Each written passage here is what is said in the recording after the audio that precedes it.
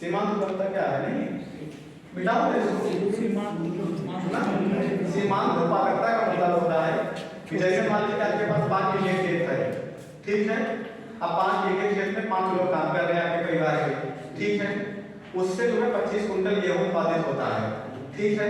लेकिन क्या होगा, यहाँ हमने एक आदमी को निकाल दिया आपके परिवार से, 4 लोग उसमें नियोजित कर दिए, अब भी 25 कुंटल गेहूं उत्पादित हो रहा है। फिर हमने एक लोग को और निकाल दिया, फिर भी 25 कुंटल गेहूं उत्पादित हो रहा है, यानी 3 लोग 25 कुंटल गेहूं उत्पादित कर रहे हैं। लेकिन लगे कितने थे? 5 लोग। जो 2 लोग थे उनकी सीमांत उत्पादकता 0 है। अगर उनके हटाने पर भी कोई असर नहीं पड़ रहा है। तो भारत उत्तर प्रदेश में यही समस्या है, कृषि क्षेत्र में आवश्यकता से अधिक लोग नियोजित हैं। एक ही परिवार के लोग ही सारे लोग कृषि कार्य में लगे हुए हैं। होना क्या चाहिए, इनको कृषि क्षेत्र से निकालकर सेवा या विनिर्माण क्षेत्र में नियोजित किया जाए। इसी प्रकार से हम किसानों की आय दूनी कर पाएंगे ना, क्योंकि अगर 5 बीघे की खेती 5 लोग मिलकर करेंगे, जब उनका औसत निकालेंगे तो उसकी प्रतिबद्धता अपने आप कम हो जाएगी ना। इसलिए किसानों की स्थिति बदहाल है। दूसरी क्यों बदहाल स्थिति है? लैंड होल्डिंग बहुत छोटी है। लैंड होल्डिंग छोटी क्यों है? जो संपत्ति विरासत में मिलती है उसकी वजह से जमीन का बंटवारा हो जाता है, तो जमीन के टुकड़े छोटे छोटे हो जाते हैं। जब जमीन के टुकड़े छोटे छोटे हो जाएंगे लैंड होल्डिंग, तो उसमें निवेश नहीं हो पाएगा, तकनीक का प्रयोग भी नहीं हो पाएगा। मान लीजिए आपके खेत का आकार छोटा है, तो उसमें कौन सा तकनीकी नवाचार करोगे? उसमें रुचि तो नहीं होगी ना। इसीलिए कृषि में निवेश हतोत्साहित होता है। उत्तर प्रदेश में कृषि का जो विकास है अपेक्षित नहीं हो पा रहा है लैंड होल्डिंग की वजह से। जनसंख्या ज्यादा है, जाहिर सी बात है, संख्या ज्यादा है, एक के हिस्से में कम लैंड आएगी। जब कम लैंड आएगी तो उसको मोटिवेशन का कोई कारण मिलेगा नहीं, किसमें निवेश करेगा? कृषि करेगा, जितना हो गया खा लेंगे, ठीक है ना। दूसरा क्या है? ग्रामीण अर्थव्यवस्था। आपको पता है ना कि 22.3% की उत्तर प्रदेश की जनसंख्या शहरों में निवास करती है। 77.7% ग्रामीण जनसंख्या उत्तर प्रदेश की ग्रामीण क्षेत्र में निवास करती है। उत्तर प्रदेश की जो जनसांख्यिकीय संरचना है वो ग्रामीण आधारित है, ठीक है ना। इसीलिए सरकार की नीतियां होती हैं तो ग्राम यानी ग्रामीण अर्थव्यवस्था को देखकर तय की जाती है। शहरी अर्थव्यवस्था से आप उत्तर प्रदेश में नहीं लगा सकते जब तक कि आप गाँव में नहीं जाएंगे, ठीक है ना। एक क्वेश्चन पूछा गया है बीसीएस में, कितने % उत्तर प्रदेश की आबादी शहरों में निवास करती है?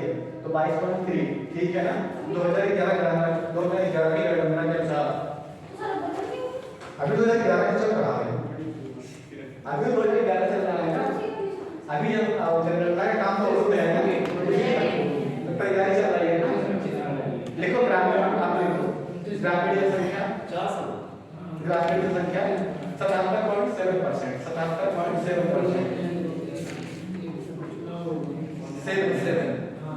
अब इसी घटा दो, सही 22.3, सही 22.3, ठीक है ना। अब आगे क्या है? आर्थिक क्षमता। अब आर्थिक क्षमता कैसे है? जैसे बुंदेलखंड का रीजन है, वहाँ आर्थिक विकास फिर से बता दीजिए क्या बोला आपने? उसमें देखिए, आप देखिए ग्रामीण जनसंख्या कितनी बोली आपने? ग्रामीण जनसंख्या 22.3%। ग्रामीण अरे वो सही 22.3 है, ग्रामीण 77.7, ठीक है ना। 77.7, ठीक है। भूख तो नहीं लगी है ना? ठीक है, अच्छा क्या करेंगे? आर्थिक क्षमता मैंने आपको बताया ना कि उत्तर प्रदेश के 4 आर्थिक संभाग हैं, पश्चिमी, मध्य, पूर्वांचल, बुंदेलखंड। सबसे समृद्ध कौन है? पश्चिमांचल, उसके बाद मध्य वाला है केंद्रीय क्षेत्र, उसके बाद पूर्वांचल, सबसे कम बुंदेलखंड। तो यही क्या है? आर्थिक क्षमता है। इसी को समाप्त करने के लिए उत्तर प्रदेश सरकार वैश्विक निवेश सम्मेलन का आयोजन किया कि बुंदेलखंड के क्षेत्र में भी निवेश हो, ताकि वहाँ भी औद्योगिक विकास संपन्न हो। जब औद्योगिक विकास होगा तो नागरिकों का जीवन स्तर बेहतर हो जाएगा। भौगोलिक रीजन हमेशा, हाँ भौगोलिक क्षेत्र इंफ्रा अच्छा नहीं था, जिससे पठारी भी है, थोड़ा सा पहाड़ी क्षेत्र है, और जंगली क्या है, चंबल कबीर उसी एरिया में पड़ जाता है ना। भूगोल, हाँ भूगोल अच्छा नहीं है, तो भूगोल अच्छा नहीं है तो वहाँ इंफ्रा भी डेवलप नहीं हुआ, जिससे उद्योगपतियों की रुचि भी नहीं रही वहाँ व्यापार करने की। और दूसरा, वहाँ जनसंख्या की जो बसावट है विरल है, तो श्रम जो मतलब की उपलब्धता की मुश्किल हो जाती है ना। जैसे पहाड़ी इलाके में क्या देखोगे, एक गाँव यहाँ है, एक गाँव 5 किलोमीटर दूर ना, तो की पहाड़ी इलाकों में ना जब उत्पादन करेंगे उसकी लागत बढ़ जाती है। जब जैसे ही आपकी उत्पाद की लागत बढ़ी तो जब इकोनॉमी में बेचने जाएंगे ना आपकी प्रतिस्पर्धात्मक क्षमता कम हो जाएगी, क्योंकि सस्ते प्रोडक्ट रहेंगे लोग उसे खरीदेंगे ना। अब आप क्या है, अब आप जो है पहाड़ी पे हो, कच्चा माल लेके जा रहे हो, तेल जो है 5 लीटर जलना चाहिए, डीजल 10 लीटर जल रहेगा, तो क्या हुआ, लागत बढ़ गई है। जब लागत बढ़ गई क्या आप फ्री में बेचोगे, उतना आप कास्ट उसकी बढ़ा दोगे। जब कास्ट बढ़ाओगे तो जो प्रोडक्ट सस्ता होगा आपका महंगा प्रोडक्ट होगा, आपका बेचेगा ही नहीं। मानव विज्ञान है कि लोग सस्ती चीज खरीदना पसंद करते हैं ना।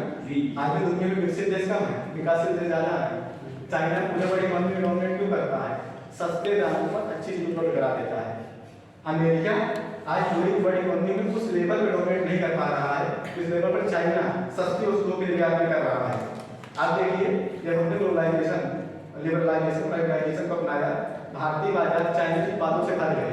अच्छे अच्छे खिलौने आ गए, अच्छे अच्छे शूज आ गए, अच्छी अच्छी घड़ी आ गई, सस्ते मोबाइल फोन आ गए चाइना वाले ना, जो बचते बहुत देश से जो लेबर क्लास के लोग हैं उसको लेके जाते थे कहाँ कारखानों में काम करने, भोजपुरी गाना लगा देते थे और ट्रेनों को तेजी से बचते थे पूरा साफ खाना।